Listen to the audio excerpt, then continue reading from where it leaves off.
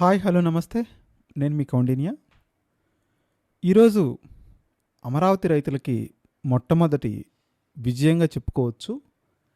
ముఖ్యంగా ఎవరైతే రాయలసీమ మేధావుల ఫోరం అధ్యక్షుడిగా చెప్పబడుతున్నటువంటి పురుషోత్తం రెడ్డి, ఈయన చాలా ఫేమస్. మరీ ముఖ్యంగా రాజధానిని అమరావతిని పెద్ద ఎత్తున వ్యతిరేకించేటువంటి రాయలసీమకు చెందినటువంటి మేధావుల ఫోరానికి ఈయన అధ్యక్షుడిగా వ్యవహరిస్తూ, అదేవిధంగా చాలాసార్లు బాహాటంగానే రాయలసీమ యొక్క ఏదైతే సాగునీళ్ళ గురించి కానివ్వండి, అదేవిధంగా పెద్ద ఎత్తున పరిశ్రమలకి ప్రోత్సాహాల గురించి కానివ్వండి, అనేక సార్లు అనేక వేదికల మీద బహిరంగంగానే చర్చించినటువంటి ఒక నాయకుడిగా గుర్తింపు పొందాడు. రెండు తెలుగు రాష్ట్రాల్లోనూ పురుషోత్తం రెడ్డి అంటే చాలామందికి నోటెడ్ పేరే. సో అలాంటి ఆయన ఈరోజు ఒక ప్రెస్ మీట్ నిర్వహించి మరీ ముఖ్యంగా అమరావతి రాజధానిని సమర్థిస్తున్నాం, ఆహ్వానిస్తున్నాం, మాకు ఇష్టం లేకపోయినా రైతులను దృష్టిలో పెట్టుకొని అక్కడ ఖర్చు పెడుతున్నటువంటి ప్రజాధనాన్ని దృష్టిలో పెట్టుకొని దాదాపు 42,000 కోట్ల రూపాయల పనులు జరుగుతున్నాయి కాబట్టి మేము సంపూర్ణంగా మద్దతిస్తున్నాం, అమరావతిని ఆహ్వానిస్తున్నాం, హైకోర్టును కూడా రాయలసీమలో పెట్టాలి అనేటువంటి డిమాండ్ను కూడా మేము విరమించుకుంటున్నాం. మీరు పెడితే హైకోర్టు బెంచ్ను కర్నూలులో కానీ తిరుపతిలో కానీ పెట్టండి, కానీ అది రాయలసీమకు మీరు ఇస్తున్నటువంటి కానుకగా మీరు చెప్పకండి అని లోకేష్ను ఉద్దేశించి మాట్లాడటం జరిగింది. ఆయన ఏం మాట్లాడాడు, ఏం డిస్కస్ చేశాడనేవి ఈ వీడియోలో సవివరంగా వివరించే ప్రయత్నం చేస్తాను. కంటెంట్ నచ్చితేనే లైక్ చేయండి, షేర్ చేయండి, సబ్స్క్రైబ్ చేయడానికి ప్రయత్నించండి. సహజంగా ఈ ప్రెస్ మీట్లో ఆయన 2 అంశాలను కూలంకషంగా కవర్ చేయడం జరిగింది. చాలా అంశాల క్లారిటీ ఇచ్చాడు. ఇది రాష్ట్ర రాజధానికి సంబంధించిన అంశం కాబట్టి నేను చాలా బాధ్యతగా వీడియో చేద్దామనుకుంటున్నాను. మీరు కూడా దయచేసి చూస్తే పురుషోత్తం రెడ్డి ప్రెస్ మీట్ని స్టార్టింగ్ నుంచి ఎండింగ్ వరకు చూసి కామెంట్ చేయండి. లేకపోతే నేను పెడుతున్నటువంటి 2 అంశాలకు సంబంధించి 2 వీడియోలు చేద్దామనుకుంటున్నాను. ఎందుకంటే ఇవి చాలా డీటెయిల్గా ఆయన వివరించి చెప్పాడు కాబట్టి 2 అంశాలను 2 విడివిడి అంశాలను విడివిడిగా వీడియోస్ చేస్తాను. వీడియో పూర్తిగా చూసి మీరు కామెంట్ చేయండి. అంతే తప్ప థంబ్నెయిల్ని చూసి జస్ట్ 1 మినిట్ 2 మినిట్ వీడియోని చూసి బాధ్యత లేకుండా మాత్రం మీరు కామెంట్ చేయొద్దు. ఒక రకంగా అమరావతి రైతులు ఈరోజు పురుషోత్తం రెడ్డికి కానివ్వండి, రాయలసీమ ప్రజలకు కానివ్వండి మనస్ఫూర్తిగా అభినందనలు తెలపచ్చు. ఎందుకంటే ఆయన మనస్ఫూర్తిగా ఆహ్వానించాడు. కానీ ఆయన చెప్పుకొస్తున్న అంశాలు ఏంటంటే, అసలు ఈ అంశం ఎక్కడ స్టార్ట్ అయిందో మనం ముందు తెలుసుకోవాలి. 2 రోజుల క్రితం నారా లోకేష్ మాట్లాడుతూ మేము రాయలసీమకు హైకోర్టు బెంచ్ను ఇస్తామని చెప్పారు. సో ఆ వివాదం అక్కడ స్టార్ట్ అయింది. పురుషోత్తం రెడ్డి ఏం చెప్తున్నాడంటే, మీరు హైకోర్టు బెంచ్ ఇవ్వండి, తిరుపతికి ఇవ్వండి, కర్నూలుకి ఇవ్వండి, కలిసి వస్తే 2 చోట్ల హైకోర్టు బెంచ్ పెట్టండి, కాకపోతే రాయలసీమకు హైకోర్టు బెంచ్ ఇస్తున్నాం అనేటువంటి మాటను మీరు పదే పదే ప్రస్తావించకండి. ఎందుకంటే రాయలసీమకు హైకోర్టు బెంచ్ ఇవ్వటం అనేది కరెక్ట్ కాదు. తిరుపతికి కర్నూలుకి హైకోర్టు బెంచ్ ఇస్తున్నామని చెప్పండి, కానీ రాయలసీమకు హైకోర్టు బెంచ్ ఇస్తున్నామని చెప్పకండి. అది రాయలసీమకు జరుగుతున్నటువంటి న్యాయం కాదు, అది మీరు ఇస్తున్నటువంటి కాంపన్సేషన్ కాదు. ఇక్కడ 2 విషయాలు దాగున్నాయి. ఒకవైపేమో తిరుపతికి కర్నూలుకి హైకోర్టు బెంచ్ని ఆహ్వానిస్తున్నాం అంటున్నాడు, ఇంకొక వైపేమో రాయలసీమకు హైకోర్టు బెంచ్ని ఆహ్వానించమంటున్నాడు.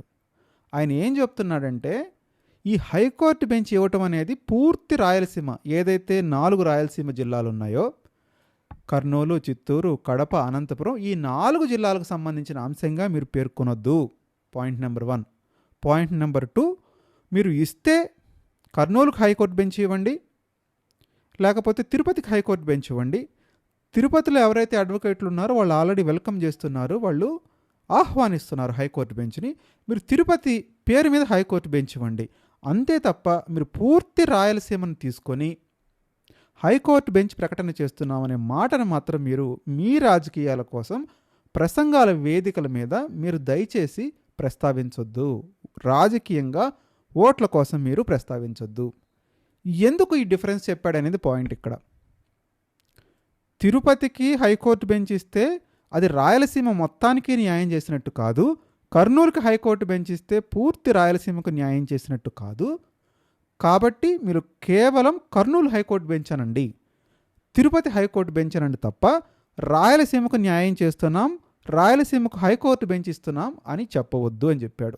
దీనికి ఆయన కొంత హిస్టరీ చెప్పాడు. నేను ఆయన మాటలను యథాతథంగా చెప్పడానికి ప్రయత్నిస్తాను. ఇందులో కొద్దిగా బాధ్యతాయుతంగా నేను ప్రవర్తిద్దాం అనుకుంటున్నాను. అన్నెసెసరీగా ఆయన చెప్పని కామెంట్ నేను చెప్పినట్టుగా ప్రస్తావించడం అది కరెక్ట్ కాదు. ఇది చాలా సెన్సిటివ్ ఇష్యూ, రాష్ట్రానికి సంబంధించింది కాబట్టి చాలా డీటెయిల్గా నోట్ చేసుకున్నాను. నేను క్లియర్గా మీకు అర్థమయ్యే విధంగా చెప్పడానికి ప్రయత్నిస్తాను. అందుకే మీకు ముందుగానే ఎక్స్ప్లెయిన్ చేయడం జరిగింది. రాయలసీమ హైకోర్టు బెంచ్ కాదు, కర్నూలు తిరుపతి హైకోర్టు బెంచ్ అని ఆయన 1-2 సార్లు మెన్షన్ చేయడం జరిగింది. అసలు ఆయన ఏమంటున్నాడంటే, ఎప్పుడైతే మనం చెన్నై నుంచి ఆంధ్రప్రదేశ్ రాష్ట్రంగా విడిపోవాలి అన్నప్పుడు శ్రీబాగ్ ఒప్పందం అని ఒకటి జరిగింది. ఆ శ్రీబాగ్ ఒప్పందం ప్రకారం ఎవరైతే ఆంధ్ర మేధావులు ఉన్నారో చెన్నై నుంచి రాయలసీమకు మేము చాలా దగ్గరలో ఉంటాం, ఒకవైపు నెల్లూరు వాళ్ళు కానివ్వండి, కడపోళ్ళు కానివ్వండి, ఏదైతే చిత్తూరు వాళ్ళు కానివ్వండి, మాకు చెన్నైతో అవినాభావ సంబంధాలు ఉన్నాయి, దగ్గర సంబంధాలు ఉన్నాయి, మేము రెగ్యులర్గా ట్రావెలింగ్ చేస్తుంటాము, ఈరోజు మేము వచ్చి మీ ఏపీలో కలుస్తామంటే మాకు దూరం అయిపోతుంది, సో మమ్మల్ని ఎట్లా కాంపెన్సేట్ చేస్తారు అని ఆ రోజు ఈ మేధావులందరూ ఒక చోట కూర్చొని డిస్కషన్ జరిగినప్పుడు ఎవరైతే ఆంధ్ర తరపు మేధావులు ఉంటారో వాళ్ళందరూ ఒక ఒప్పందానికి రాయలసీమ వాళ్ళని ఒప్పించడం జరిగింది. అదే శ్రీబాగ్ ఒప్పందం. అసలు శ్రీబాగ్ ఒప్పందం ఏమిటి అంటే, ఏదైతే రాజధాని హైకోర్టు 2 అంశాలుగా వాళ్ళు పరిగణించారు. రాజధాని కనుక కోస్తా ప్రాంతానికో ఆంధ్ర ప్రాంతానికో ఇస్తే హైకోర్టును రాయలసీమకి ఇవ్వాలి, లేదా హైకోర్టును రాయలసీమకి ఇస్తే రాజధానిని ఆంధ్ర ప్రాంతానికి ఇవ్వాలి. సో ఈ ఒప్పందానికి ఎవరైతే చేసుకునేటువంటి ఎంపిక చేసుకునే అంశాన్ని కూడా ఆంధ్ర మేధావులు రాయలసీమ వాళ్ళకి ఇవ్వడం జరిగింది. ఆప్షన్ వాళ్ళకే ఇచ్చారు, సెలక్షన్ వాళ్ళకే ఇచ్చారు. ఈ 2 ఆప్షన్లో మీరు ఏది చేసుకుంటారో చేసుకోండి. ఏదైతే రిమైనింగ్ ఆప్షన్ ఉందో ఆ రిమైనింగ్ ఆప్షన్ ఆంధ్ర ప్రాంతానికి వెళ్ళే విధంగా ఆ రోజు ఒక ప్రపోజల్ అయితే పెట్టడం జరిగింది. ఆ ప్రపోజల్ పెట్టినటువంటి నేపథ్యంలో రాయలసీమకు చెందినటువంటి నేతలు రాయలసీమకి రాజధాని కావాలని అడిగారు. ఆ రాజధాని కర్నూలుగా రాజధానిగా అడిగారు. సో కర్నూలు రాజధానిగా పెట్టిన నేపథ్యంలో 1952 అక్టోబర్లో కర్నూలు రాజధానిగా ఆంధ్రప్రదేశ్ ఏర్పడింది. అదేవిధంగా హైకోర్టు గుంటూరుకు తరలించడం జరిగింది. గుంటూరు వేదికగా హైకోర్టు 3 సంవత్సరాలు ఫంక్షనింగ్ జరిగింది. ఇక ఎప్పుడైతే 3 సంవత్సరాల ప్రభుత్వం గడిచిన తర్వాత మళ్ళీ తెలంగాణ, ఆంధ్ర ఈ పీపుల్ అంతా కలిసికట్టుగా ఉండాలని నిర్ణయించుకొని మళ్ళీ హైదరాబాద్ రాష్ట్ర రాజధానిగా ఆంధ్రప్రదేశ్ ఏర్పడిందో 1956 నవంబర్ నాటికి హైకోర్టుని హైదరాబాద్ తరలించారు, రాజధానిని హైదరాబాద్ తరలించారు.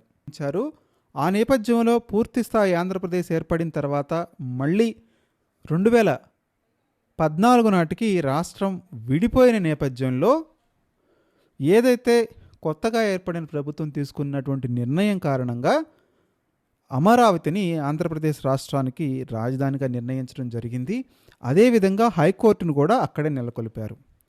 ఈరోజు మళ్ళీ మీరు పాత గాయాలను రేపకండి. ఏదైతే రాయలసీమ ప్రజలు పోగొట్టుకున్న దాన్ని మేము మీకు కాంపన్సేట్ చేస్తున్నామనేటువంటి దృక్పథంతో మీరు వ్యవహరించకండి. మీరు కనుక నిజంగానే రాయలసీమ ప్రజలకు కనుక న్యాయం చేయాలి అనుకుంటే ఇప్పటికైనా శ్రీబాగ్ ఒప్పందం ప్రకారం మీరు హైకోర్టు తీసుకోండి, మాకు రాజధాని ఇవ్వండి, కర్నూలు రాజధానిని. లేదంటారా, మీరు రాజధాని తీసుకోండి, మాకు హైకోర్టు ఇవ్వండి. ఈ రెండు ఆప్షన్లో ఏ ఆప్షన్ అయినా మీరు తీసుకునేటువంటి అవకాశం ఉంది. కానీ ఈ రెండు ఆప్షన్లు కూడా ప్రస్తుతానికి పాసిబుల్ అయ్యే సందర్భం లేదు. ఎందుకంటే 47,000 కోట్ల రూపాయలతో పనులు జరుగుతున్నాయి. ఒక పక్క అమరావతిలోనే హైకోర్టు ఫంక్షనింగ్ జరుగుతుంది. సో కాబట్టి ఆ రెండు అంశాలు కూడా ఇప్పటికిప్పుడు కదల్చలేనటువంటి పరిస్థితుల్లో ఉన్నాయి. కాబట్టి మీరు తిరుపతికి హైకోర్టు బెంచ్ ఇవ్వండి, కర్నూలుకి హైకోర్టు బెంచ్ ఇవ్వండి, కానీ అది పూర్తి రాయలసీమకు మీరు న్యాయం చేస్తున్నట్టు కాదు. రాయలసీమకు జరుగుతున్న న్యాయానికి సంబంధించినట్టుగా మీరు కవరింగ్ ఇవ్వద్దు, ప్రసంగాలు చేయొద్దు. ఇది కేవలం ఏదైతే కర్నూలు ప్రాంతానికి, తిరుపతి ప్రాంతానికి కన్ఫైన్ చేయండి తప్ప ఎంటైర్ రాయలసీమకు మాత్రం మీరు కన్ఫైన్ చేయొద్దు అని చాలా క్రిస్టల్ క్లియర్గా చెప్పాడు పురుషోత్తం రెడ్డి. నిజంగానే ఆయన వాదనలో కొంత సమంజసంగానే ఉంది అనిపిస్తుంది. కేవలం ఏదో రాయలసీమకు మేము న్యాయం చేస్తున్నాం, హైకోర్టు బెంచ్ తెస్తున్నాం అని చెప్పడం కాకుండా, ఇస్తే మీరు హైకోర్టు ఇవ్వండి, ఎంటైర్ రాయలసీమకి హైకోర్టు ఇవ్వండి, ఆప్షన్ 1. ఆప్షన్ 2, మీరు హైకోర్టు ఇవ్వలేరు కాబట్టి కేవలం కర్నూలు ఒక బెంచ్, తిరుపతికి ఒక బెంచ్ ఇవ్వడానికి ప్రయత్నించండి తప్ప మేము పూర్తి రాయలసీమకు న్యాయం చేశామని మాత్రం మీరు చెప్పడానికి ప్రయత్నించొద్దు, ఓట్ల కోసం ప్రజలను మాయ చేయొద్దు అని పురుషోత్తం రెడ్డి చెప్పాడు.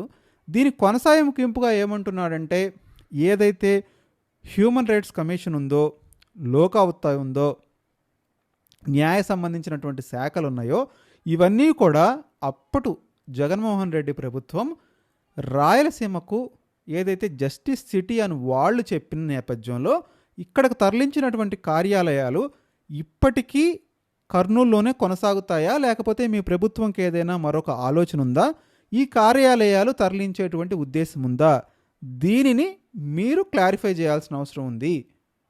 ఏదైతే కార్యాలయాలు ఆల్రెడీ నెలకొల్పారో, హ్యూమన్ రైట్స్ కమిషన్ కానివ్వండి, లోకాయుక్త కానివ్వండి, వీటన్ని కార్యాలయాలు, న్యాయ సంబంధిత కార్యాలయాలు అక్కడే ఉంచడానికి ప్రయత్నించండి హైకోర్టు బెంచ్తో పాటుగా. తద్వారా ఒక ఎకో సిస్టమ్ క్రియేట్ అవుతుంది, కొంతలో కొంత మార్పు కలిగేటువంటి అవకాశం ఉంటుంది. కాబట్టి మీరు ఈ రెండు కార్యాలయాల్ని అక్కడే ఉంచాలని కోరుకోవడం జరిగింది పురుషోత్తం రెడ్డి. ఇది పెద్ద కష్టమైతే ఏం కాదు, ప్రభుత్వానికి బెంచ్ ఇవ్వచ్చు, అదే రకంగా ఈ కార్యాలయాలను కూడా అక్కడే కొనసాగించవచ్చు. దానికి ఒక సబార్డినేట్ కార్యాలయంగా ఇక్కడ అమరావతిలో పెట్టుకోవచ్చు, లేకపోతే వేరే చోటనే పెట్టుకునే అవకాశం ఉంది. కాబట్టి పెద్ద కోరిక అయితే ఏం కోరలేదు కాబట్టి దాన్ని ప్రభుత్వం తీర్చే అవకాశాలే ఉంటాయి.